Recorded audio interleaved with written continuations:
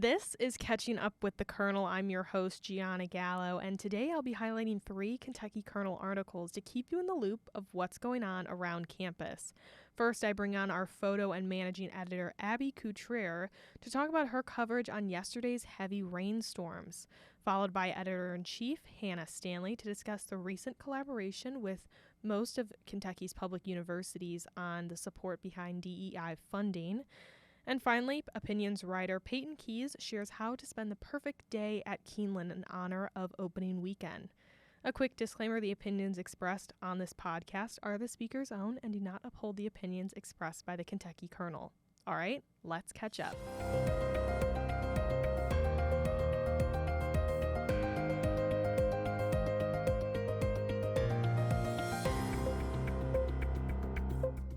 The first guest I bring on today's podcast is our managing and photo editor, Abbey Cutrer. Yesterday, you covered some breaking news for Kentucky, and yesterday the state was hit with tornado warnings. Some areas had little, to massive tornadoes. Luckily in Lexington, we just had a lot of heavy rain and high winds, and you played little weather woman yesterday and ran through in the rain, pouring rain, to cover all the damage done on campus and the surrounding areas. What was that like? Yeah, as a photojournalist, it's really fun, especially when no one gets severely injured. I'm just running around trying to find trees down, trying to find damage on campus so that we can best inform everybody where is safe for them.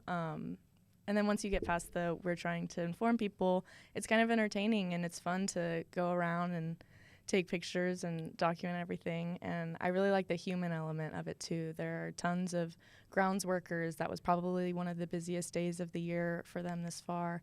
And it's just great seeing them get to work right away. And there was this guy, Tom, I think. Tom was working pretty much immediately right after the tree fell down. He was there chopping up the trees, picking up twigs off the road so that everyone could get by. Yeah. Yeah, even today, kind of seeing the aftermath, I saw so many grounds workers picking up little itty-bitty twigs, and I was like, oh my goodness, I would absolutely hate this job. So seeing their passion and drive to make the campus look clean again is I'm very thankful for that. What was the kind of destruction and damage you saw? Yeah, so obviously lots of trees down. Luckily, nothing on buildings from what I saw. Lots of cars crushed, though. Over by the Taylor Education building, there were probably 4 or 5 cars lined up in the parking lot that were completely crushed by a tree, huge tree. So that was over by the Taylor Eld building. And then obviously the really big one behind Whitehall that Tom was working at. And then we went off campus for a little bit over to University Avenue and State Street in that area. And there were lots of trees down over there on top of some cars and even a telephone pole down in the bed of the truck. So there was a lot of destruction over there. And the roots of these trees are huge. So it creates really big holes underneath them that people have to watch out for. Yeah, I was by the Whitehall area, and it was a huge tree, which is just so surprising that you could tell how powerful that wind is if that old of a tree got knocked down. But out of all of the doom and gloom, as a photojournalist, what was your favorite photo that you captured yesterday? Yeah, so the best part about all of it is telling the story of that life goes on even when all this chaos is ensuing. And I feel like that's one of my main goals as a photojournalist, is to show the feature side of things and show that humans are still humans regardless of what's going on. So there were these 2 guys, Trent and Juan, who were fighting. They were sparring with boxing gloves outside in the memorial lawn, and it was pouring rain. I saw them across the street, and I was like, I've got to go shoot that. And turns out the gym had closed, and they were mid-workout, and so they had to go take it outside. And so they were just sparring outside, and has POT in the background, the rain is pouring, the skies are dark, and that was just probably my favorite photo of the day because it just shows that humans are still humans and life goes on. Yeah, I love that motto too, because that's kind of our job, and especially for you, the one capturing the photos, is that even in this, soaking wet day where, I saw you were drenched head to toe. I was like, oh my goodness. But yeah, life goes on. And these two guys, they just improvise and, well, I still got to continue life even though there's tornado warnings. Yeah. The university did, at 9 a.m., there was nothing from them, but there was, a seek shelter warning. Mm-hmm. And that lasted from like 9:30 to I think 10 or in that time frame. And then at noon, they sent out any class before, at, or after 12:30 had been canceled. Mm-hmm. Did you have any class during that time? Yes, I had 2 classes canceled after that, so that was reassuring. That's really I wasn't nice. going to be skipping class; it was just canceled. Yeah, I know for one of my classes, it was at 9, and I was walking past Willie T, and I was like, all right, it's just gray skies, no big deal. And then it was just instant, torrential downpour. And at that point, there had been no use for an umbrella. Oh, no. My umbrella was shot. I was walking from my apartment to go to my 9:30 class, and right as I was walking past, right down this street, right by Blazer, it starts pouring, and I was like, I could make it to the Student Center, but would I make it to Whitehall right after that? I don't know. Yeah. And it started really pouring. The lightning was striking really close by. I was like, this is not safe. So I ran into the basement of Blazer Dining where our office is and just took cover there, and then ran into David Stevenson, our photo advisor for the Kernel, and he gave me a rain jacket so I could go out and shoot.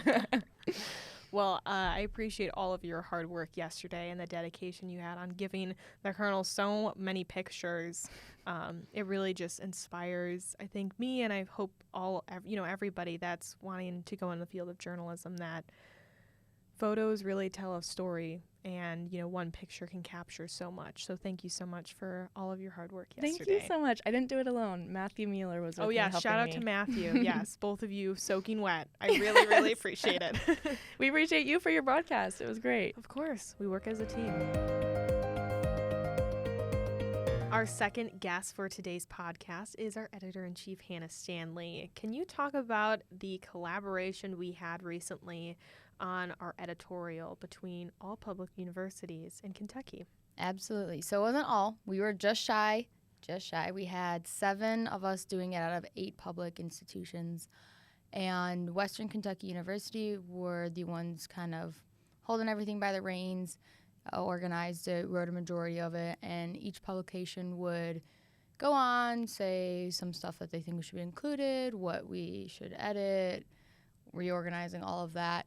And then we took the main reins with WKU on fully editing it, making it a very strong editorial, and put out a fantastic, very long, but very fantastic editorial after the potential passing of Senate Bill 6 in the House of Representatives. So what was this editorial on? What is our stance, and what is our call to action? Yeah, absolutely. So the main focal point was to keep DEI program and funding within the state, because it is, well, with UK and these other schools all being public, we're funded by the government. And if they were to pass this bill, they were basically eliminating any chance for these programs to remain alive, because they can't afford to stay put together. They can't pay people. They can't put out the resources that they would need. And that also falls into trainings and some Greek life organizations, how they require DEI training, stuff like that. They're fine because they're different entities. They have their own funding. But then you have some of these smaller organizations on campus, or even stuff being taught in classes, and professors even teaching this that could lose their jobs.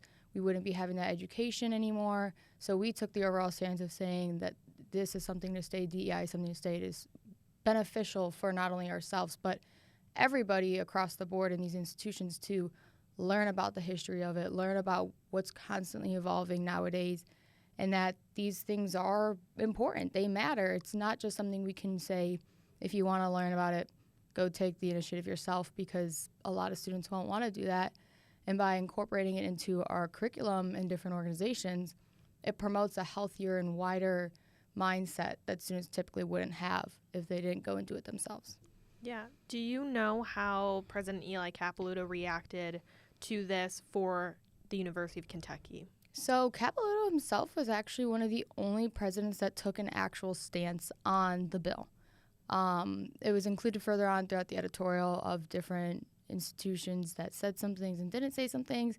But Capilouto is here for the programs to stay. He's here to promote a healthy and wealthy atmosphere on Kentucky. And I think that's something really important and really beneficial for the students. And I think he sees it that way. And we've heard positive feedback from the editorial. We haven't truly had any backlash. We've had a lot of professors, faculty, even reposting that and giving us nice, comforting words saying this is important. This is crazy that we were able to get so many different universities working on this together and to publish it all at the same time, same art, bylines, everything. It was phenomenal. Yeah, and I think it's just super powerful that the 7 out of the 8 universities and public universities all can agree on one thing. I think that's just extremely powerful, and the headline is just like kind of like gives me the goosebumps a little. So I appreciate all of the work that you and all of the other newsrooms did. I think it's impeccable. Do you have anything else you'd like to add? I'm just really happy with how everything came out with it. It was a beast to handle. Shout out to copy and feature editors Greg Greenwell because Yes. I could not have done it without him. He collectively worked with me for 48 hours straight until like 2 a.m. editing it to make sure it was fit for everybody and we had everybody's thoughts in it. And I'm very happy that our staff was able to work together and everybody put out a collective thought. We made sure that everything somebody said at our mini little meeting was incorporated into that editorial. So I'm very proud of not only the Kernel being able to have their say in it, but also being able to represent such a bigger impact and group of people than just ourselves. And I welcome on my last guest on today's podcast, reporter and opinions writer Peyton Keyes. You describe the best day to spend at Keeneland. What exactly does that mean? So I've always loved to go to Keeneland for like the last couple of years every year. And I always like to get an early start because I like to go get brunch and everything before. And then gates don't open till 11, so I usually go sit at the hill. A lot of people usually have like cornhole boards and set up over there and stuff, so I try to find friends over there, hang out for a little bit. And then as soon as the gates open, I actually go into the park. Races don't usually start till 1, but I just want to go in and like get my Instagram pictures, see like the gift shop and everything like that. Even though I've seen it a million times, I still just want to go in and see everything. And you can even like see the horses before the races, which is again a good picture worthy moment. And then if you're over 21, you can go get drinks, obviously, which is always nice. The Keeneland Breeze is a good one. And Thank you for the recommendation. Oh, it's always great. It's a very good springtime drink. Nice. And then after I grab my drink, I usually head on down because it's usually time for the races to start. I'll find friends if I'm not there with them already. And if you can't find a spot near the front, you can always find them between races. But yeah, I'll probably sit there till about 4 because I want to catch the shuttle back to my car on the hill. If you wait till it closes, it's going to be packed to get back to your car. And then you can always grab dinner after. I do sometimes. It just depends on if you feel like it or not. Yeah, I know Keeneland's opening weekend is this upcoming weekend. Mm-hmm. Do you have tickets to go? I'm actually not going to go to general admission this time. I'm going to go out on the hill for the first weekend and then general admission for the student day. So what exactly is the hill? So the hill is basically where you can enjoy Keeneland how you want to. So it's basically like the official tailgating spot for Keeneland. Everyone goes out there, cornhole boards, their own drinks. Like, it's just a bunch of like big parties for everybody, however you want to do it. Yeah, I really like going to the hill and then walking over to Keeneland. It's just like, I feel like a football player, like I'm walking on in the field almost. So Yeah. Keeneland, are you an in-state student or out-of-state? In-state. Nice. So I'm from Chicago. So when everyone's like, you have to go to Keeneland, you got to go to Keeneland. I'm like, what in the world is Keeneland?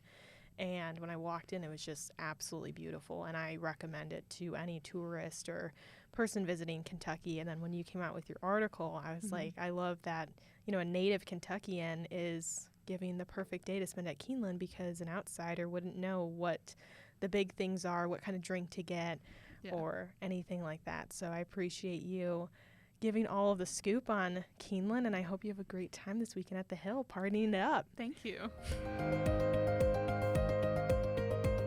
Well, that's a wrap on Catching Up with the Kernel. I want to thank our 3 guests, Abbey, Hannah, and Peyton, for keeping us in the loop of what's important news around campus. If you happen to miss their articles, feel free to check out our website at kykernel.com. Follow us on all social media platforms. That's X, Facebook, Instagram, TikTok, Spotify, and YouTube. I hope you enjoyed today's episode, and thanks for catching up. See you next week.